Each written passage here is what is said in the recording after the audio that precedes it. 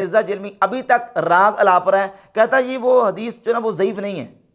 کیوں؟ اس لیے کہ امام حاکم نے اس کو صحیح قرار دیا،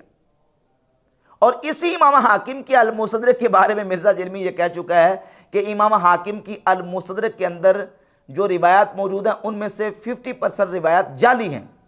وہ حاکم کے اندر روایت ہے۔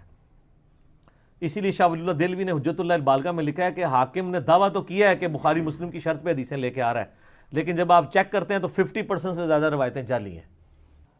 المستدرک کی 50% روایات مرزا کے نزدیک جعلی ہیں، تو مرزا جی یہ روایت جو تم نے پیش کیا یہ انہی میں سے ہے جن کو جعلی قرار دے رہے ہو، کیونکہ جمح بن عمیر راوی ہے، اس کے اوپر کذب کی جرح ہے، متہم ہے، اور اس کے بارے میں محدثین نے لکھا کہ یدع الحدیث، حدیثیں گڑتا تھا، رافضین، وہ رافضی تھا،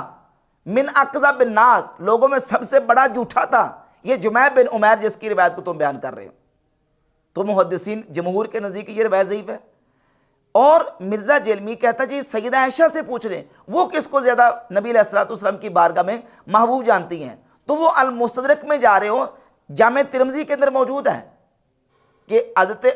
عبداللہ بن شقیق تابعی نے سیدہ عائشہ صدیقہ رضی اللہ تعالیٰ عنہ سے پوچھا، جامع ترمذی میں 3657 نمبر حدیث ہے، یہ بتائیں کہ رسول اللہ صلی اللہ علیہ وآلہ وسلم کی بارگاہ میں سب سے زیادہ محبوب کون تھا؟ تو سیدہ عائشہ رضی اللہ تعالیٰ عنہ نے فرمایا ابو بکر۔ تو انہوں نے کہا کہ ان کے بعد کہا، ان کے بعد عمر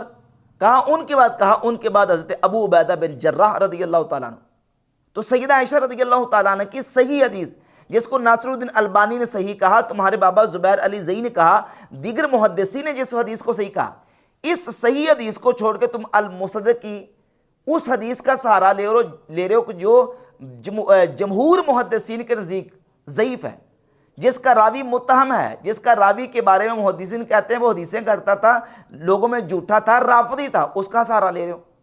اور پھر کہتا جی کہ میں المستدرک کے سے بیان کر رہا ہوں اور امام حاکم نے المستدرک میں اس کو صحیح قرار دیا ہے۔ اس کا مطلب یہ ہے کہ امام حاکم اگر کسی حدیث کو صحیح قرار دیں تو اس پر اکتفا کیا جا سکتا ہے، اس اصول کو تم ماننے کے لیے تیار ہو۔ اور پھر کہتا ہے یہ میں جس طرح اس نے ریسرچ پیپر نمبر 5B لکھا تھا نا، اس پہ دعویٰ یہ کیا کہ میں نے ساری حدیث اس میں صحیح سند کے ساتھ ذکر کی ہیں۔ جب اعتراض ہوا کہ اس میں تو 20 روایت ضعیف سند کے ساتھ ہیں، تو مرزا کہتا ہے جی اصل میں وہ میں نے احادیث کو جمع کیا ہے کیونکہ ان احادیث کو کسی نہ کسی محدث نے صحیح قرار دیا ہے، تو میں نے علم کو جمع کر دیا ہے۔ تم نے یہاں تو علم کو جمع کر دیا ہے، اور جب نماز کی باری آئی،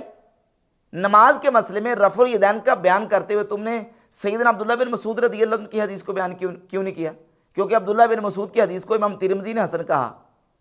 تمہارے بابا ناصر الدین البانی نے صحیح کہا، ابن حزم نے صحیح کہا، اور تمہارے زبیر علی زئی کے استاذ احمد شاکر نے صحیح کہا،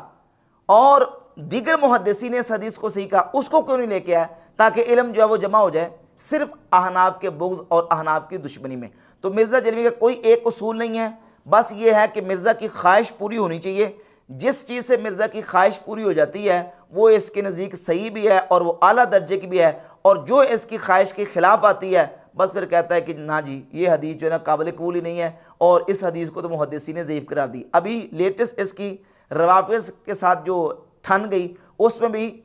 ایک روایت جس کو البانی تک نے صحیح کہا اور دیگر بہت سارے محدثین نے جس کو حدیث خلیفاتین کو صحیح کہا، صرف اس بنیاد پہ مرزا ڈٹ گیا، کہتا جی اس میں شریک القاضی مدلس ہے اور روایت ان کے ساتھ لہذا میں نہیں مانتا۔ تو پھر ٹھیک ہے، اگر یہی ضابطہ اور اصول ہے کہ جو جس کو صحیح مانتا ہے اس کے ساتھ لگا رہے، تو پھر تم روافظ کو کس منہ سے کہہ رہے ہو کہ یہ شریک القاضی والی خلیفاتین والی حدیث صحیح نہیں ہے؟ تو مرزا جلمی کا ایک اصول نہیں ہے، یہ رنگ بدلتا رہتا ہے گرگٹ کی طرح، ایک جگہ پہ کچھ ہوتا ہے دوسری جگہ پہ کچھ ہوتا ہے۔